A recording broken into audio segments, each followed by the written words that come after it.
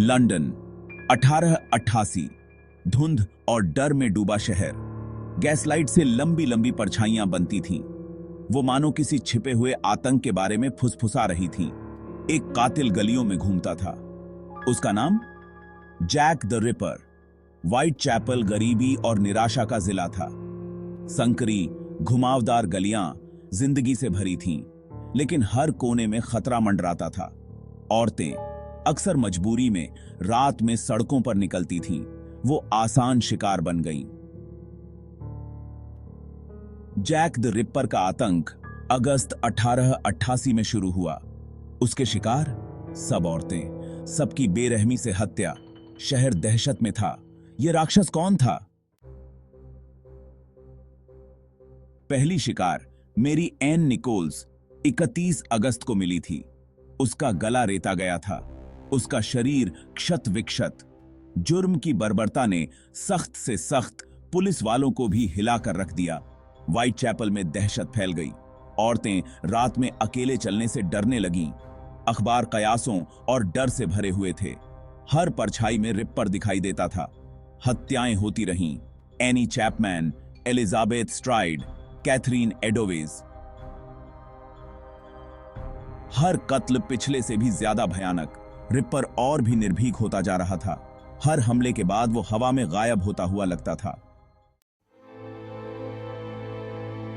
Jack the ripper के सभी शिकार एक दुखद समानता साझा करते थे। वे सभी गरीबी में जी रही महिलाएं थीं। कई तो गुजारा करने के लिए जिस्म फरोशी करती थीं। इस कारण वे असुरक्षित थीं। व्हाइट चैपल के अंधेरे में आसान शिकार। रिपर की आखिरी शिकार मैरी जेन केली सिर्फ 25 साल की थी। उसकी हत्या जो घर के अंदर हुई थी, सबसे ज्यादा क्रूर थी। शरीर को कटे फटे हालत में देखकर गुस्से और क्रूरता की हद का अंदाजा होता था। पीड़ितों का जीवन भले ही छोटा रहा हो, महत्वहीन नहीं था। वो मां, बेटियां, बहनें थीं। उनकी कहानियां इस अनसुलझे रहस्य की मानवीय कीमत की याद दिलाती हैं। पुलिस रिपर को पकड़ने के लिए बेताब थी। उन्हें सैकड़ों पत्र मिले, जिनमें से कई में खुद को हत्यारा होने का दावा करते थे।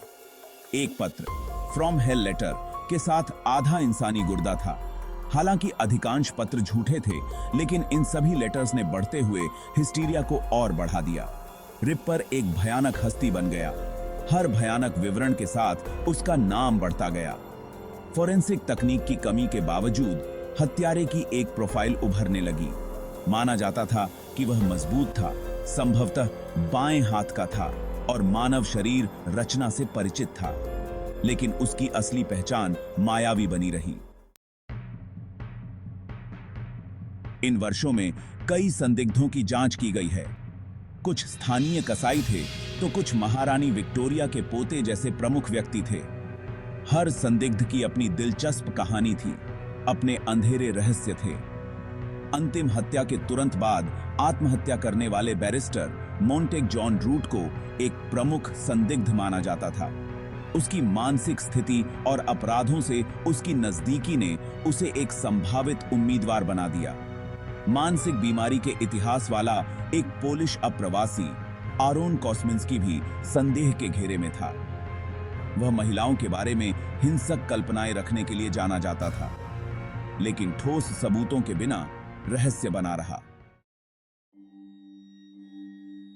मैरी जेन केली की मौत के बाद हत्याएं अचानक बंद हो गईं। क्या रिपर भाग गया? क्या वह मर गया? या वह बस लंदन के कोहरे में गायब हो गया, फिर कभी दिखाई नहीं दिया? जैक द रिपर का रहस्य आज भी लोगों को हैरान और डराता है। यह समाज की सतह के नीचे छिपे अंधेरे की याद दिलाता है। इस मामले का शायद सबसे परेशान करने वाला पहलू है इसका कोई अंत न होना। रिपर कभी नहीं पकड़ा गया। उसके इरादे अज्ञात हैं और इसलिए लेजेंड जीवित है।